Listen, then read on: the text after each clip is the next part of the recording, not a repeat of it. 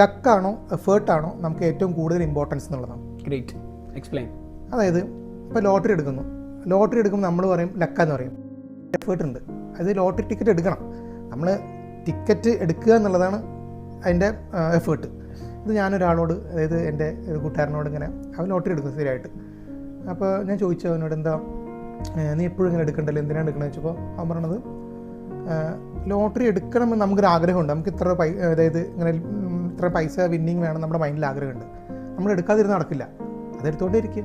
അതിനൊരു എന്താ പറയുക, മറ്റേ ഒരു പൈസയുമായിട്ട് കാണണ്ട, നമ്മൾ ആ ചാൻസ് നീ വെറുതെ കളയാൻ പാടില്ല. അതാണ് അതിൻ്റെ പോയിന്റ്. ഈ രണ്ടാമത്തെ കേസിൽ സ്ഥലം ഏറ്റെടുത്തില്ലേ, അതിന് എഫേർട്ട് ഉണ്ടോ എന്ന് വെച്ച് കഴിഞ്ഞാൽ അദ്ദേഹത്തിന് എഫേർട്ടില്ല, പക്ഷേ ഒരു ചെറിയ ഇൻഡയറക്റ്റായിട്ട് എഫേർട്ട് ഉണ്ട്.